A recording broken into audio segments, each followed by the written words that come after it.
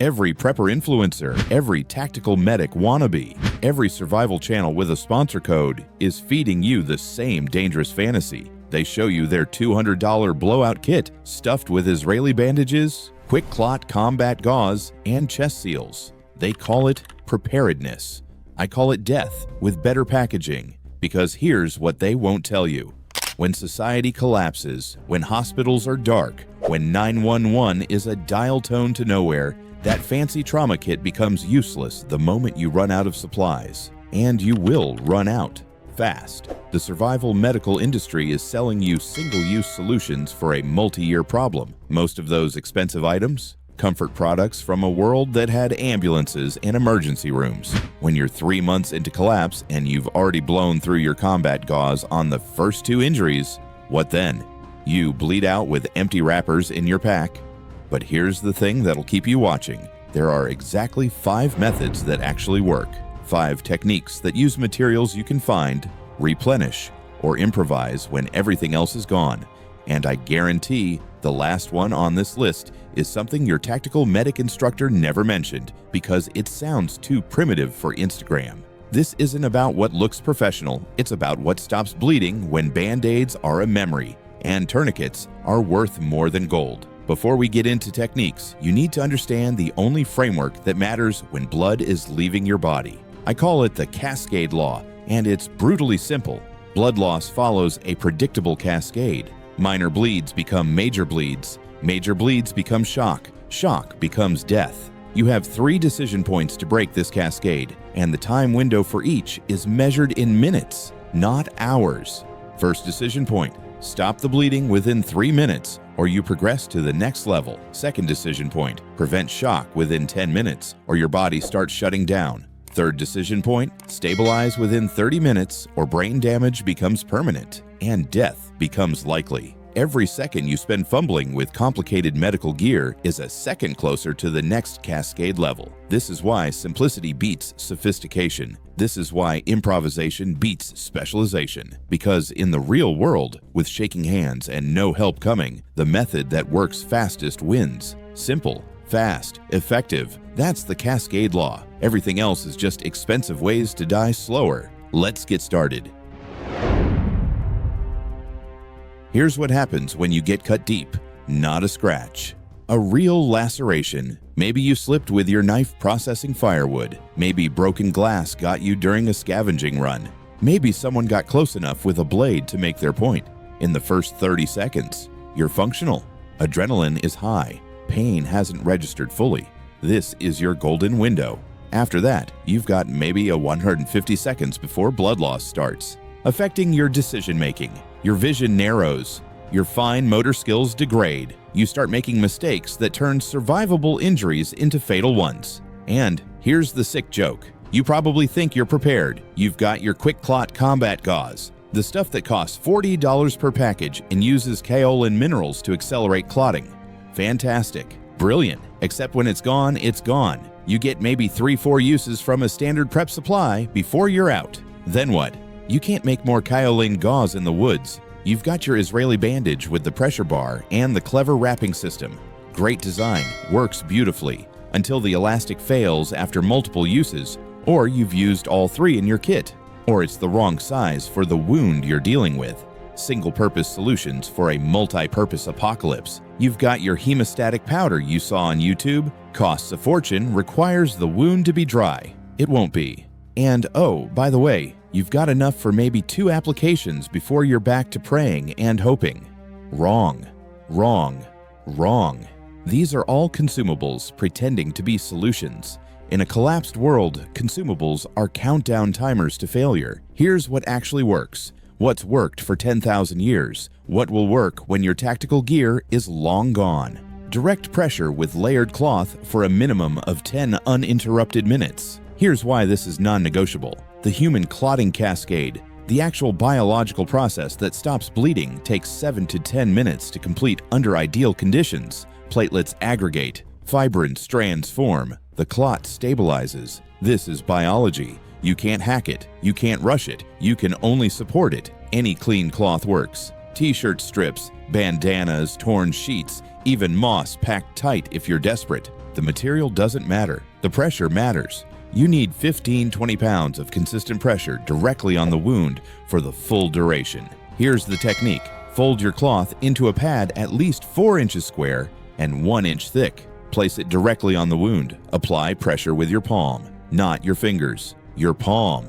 Fingers fatigue. Palms don't. Hold for 10 minutes without checking. Every time you lift to look, you disrupt clot formation and restart the countdown. This isn't just a technique. It's a system that scales with you. It's your primary method. Any fabric, any pressure, any wound. You can stop 80% of bleeding injuries with nothing but cloth and time. It's infinitely replenishable.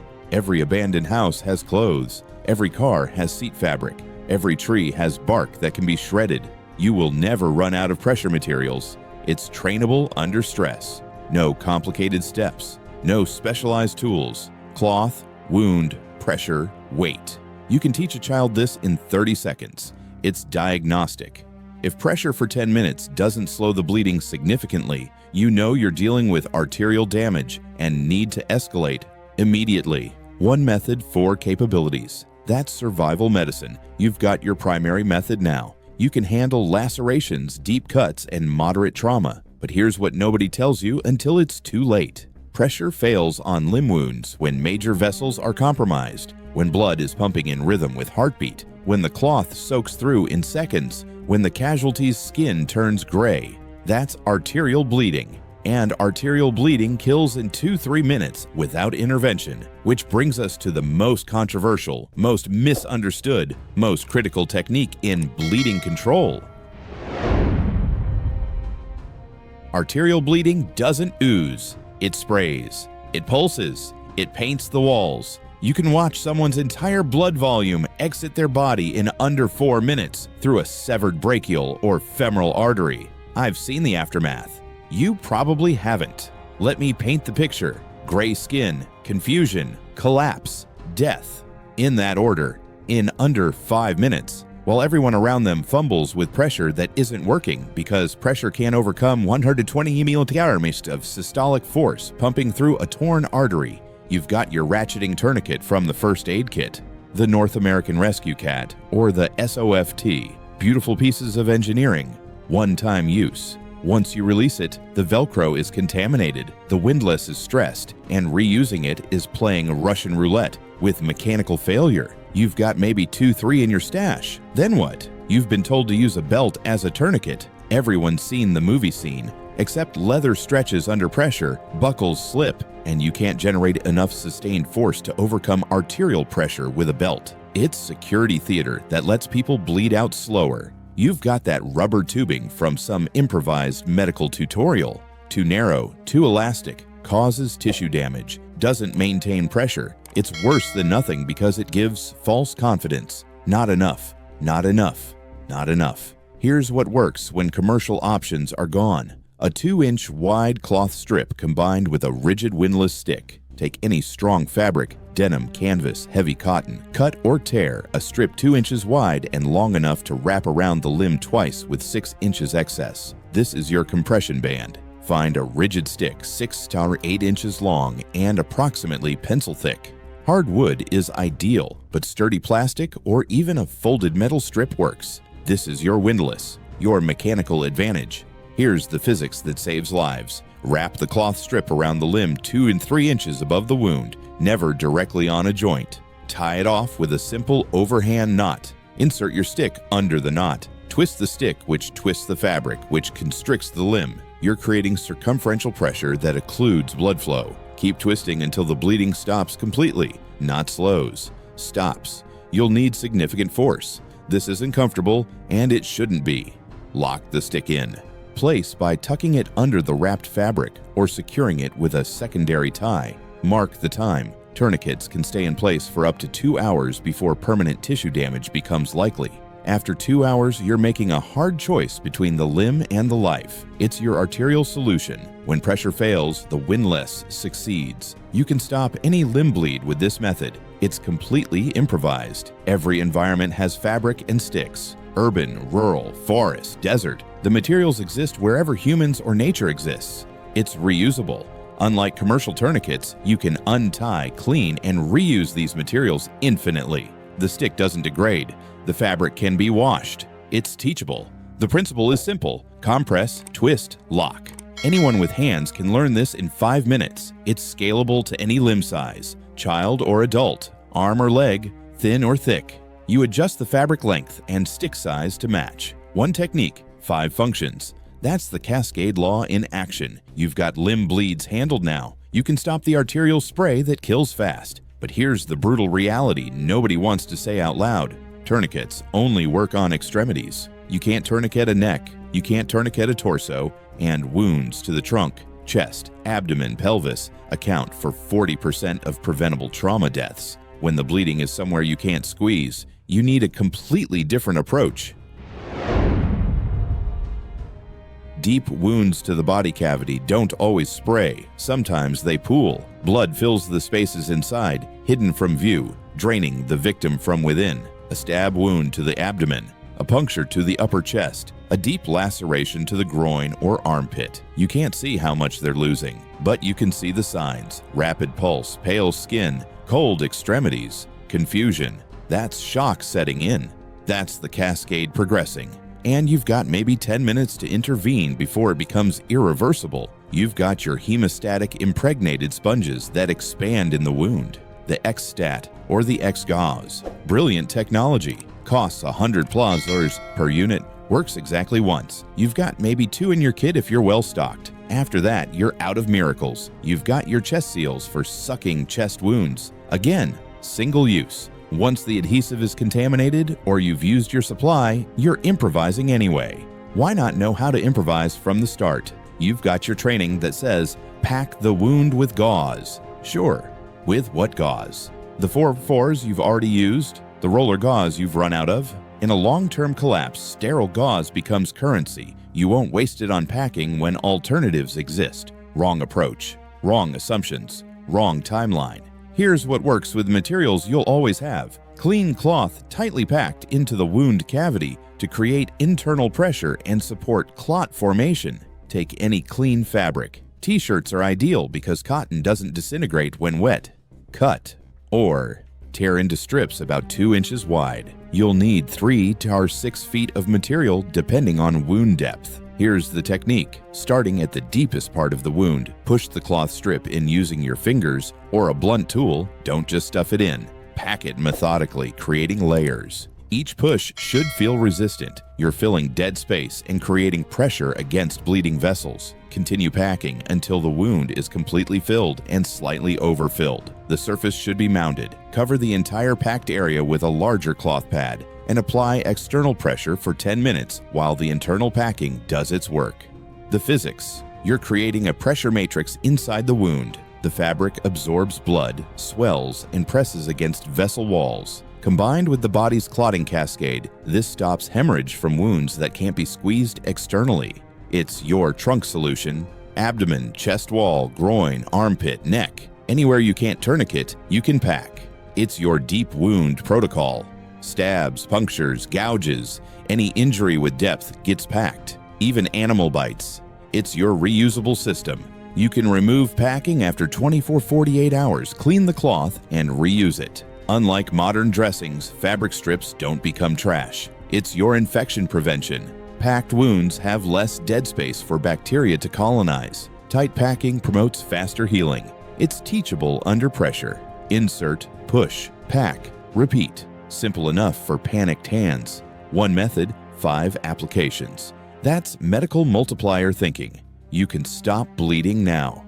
Pressure, tourniquets, packing. You've got the critical cascade covered. But here's what keeps you awake at night once you start thinking long term. Cloth eventually degrades. It tears, rots, burns. In year 2 of collapse, every t-shirt becomes precious. In year 5, fabric might be rarer than ammunition. You need something renewable, something that grows, something that existed before cloth and will exist after cloth is gone. Which brings us to the method that sounds insane until you understand the science. 6 months in, your cloth supplies are depleted, stained, torn beyond reuse. Every scavenging run turns up less.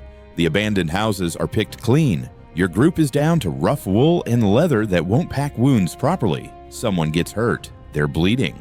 And you're staring at empty hands, wondering how humans survived for 200,000 years before Amazon Prime delivered medical supplies. You've heard about spider webs being used to stop bleeding. Adorable, completely impractical. You'd need hundreds of webs to gather enough material, and good luck collecting them in an emergency. You've heard about using ash from the fire to cauterize wounds. Sure, if you want to guarantee infection and tissue necrosis. Ash is contaminated with bacteria and creates dead tissue that your body has to fight while also fighting blood loss. You've heard about honey as an antibacterial. It is, but it doesn't stop bleeding, and in an active hemorrhage, antibacterial properties are irrelevant if the patient exsanguinates. Not solutions, distractions. Folk medicine that sounds wise but fails under pressure. Here's what actually works. What field medics used in World War I. What indigenous peoples have used for millennia. Specific plants with proven hemostatic properties. Sphagnum moss, the absorbent moss found in wetlands and bogs. This isn't decorative moss. It's a specific genus that's naturally antiseptic and holds 20 times its weight in fluid. Harvested fresh, wrung out, and applied directly to wounds, it creates a sterile absorptive dressing that promotes clotting. Yarrow, the flowering plant with feathery leaves found across North America and Europe. Crushed fresh yarrow leaves release compounds that trigger platelet aggregation. Applied directly to bleeding, it works faster than pressure alone. Here's why this is non-negotiable. These plants are renewable. They grow back. You can harvest them sustainably forever. They're free. They're everywhere. And the science supports their use. Both contain documented hemostatic compounds. It's your renewable material source. As long as ecosystems function, these plants exist. It's your backup system. When all manufactured supplies fail, the forest provides. It's your knowledge advantage. 99% of survivors won't know this. You will. That's power. It's your teaching tool. Show others these plants and you've multiplied your group's capability. It's sustainable. Harvest responsibly, and you never run out. 1 knowledge set, 5 survival advantages. That's preparedness thinking. You've got the techniques now. Pressure, tourniquets, packing, plant medicine. You're ahead of everyone who thought a first aid kit was enough. But here's the final truth. None of this matters if you freeze when blood starts flowing, if your hands shake, if you hesitate, because bleeding doesn't wait for you to remember what you learned. It just keeps flowing while you panic. Which brings us to the ultimate method, the one nobody teaches. Real bleeding is different. It's not a training scenario. It's not a YouTube video. It's hot, it's messy, the person is screaming or silent in shock, and your brain is screaming at you to run. This is where 90% of people fail, not because they don't know what to do, because their nervous system hijacks their knowledge and replaces it with freeze, flight, or fawn. Here's what works. Repetitive physical practice until techniques become motor memory, combined with stress inoculation training. You must physically practice these methods, not read about them, not watch videos. Actually tear cloth, actually wrap windlasses, actually pack improvised wounds in raw chicken from the grocery store. Practice under artificial stress. Set a timer for 60 seconds. Have someone yell at you. Do it after physical exhaustion. Create simulation scenarios that trigger your stress response. The science. Motor memory forms through repetition. Neural pathways that fire together, wire together. When you've packed 50 practice wounds, your hands know what to do even when your conscious mind is overwhelmed. It's your panic override. Trained hands move when frozen minds can't. It's your group capability. Train others. Multiply survival chances for everyone. It's your leadership moment. When everyone else freezes, you act. That defines who leads when structure collapses. It's your psychological armor. Knowing you can handle trauma reduces the trauma of witnessing it. 1 practice regimen, 4 psychological advantages. That's cascade interruption. And there it is. 5 methods: direct pressure, improvised tourniquets, wound packing, plant hemostatics, stress training. But here's what most people miss. The techniques are just tools. What matters is understanding that bleeding is biological, not magical. It follows rules. Rules can be manipulated. Pressure buys time. Tourniquets overcome force. Packing fills space. Plants trigger chemistry. Practice overrides panic. So train. Actually train. Get cloth. Make tourniquets. Find the plants. Practice until your hands move automatically. Because when it matters, you won't have time to figure it out. You'll have what you know and what you've practiced. That's how you stop bleeding when the world has ended. Stay sharp.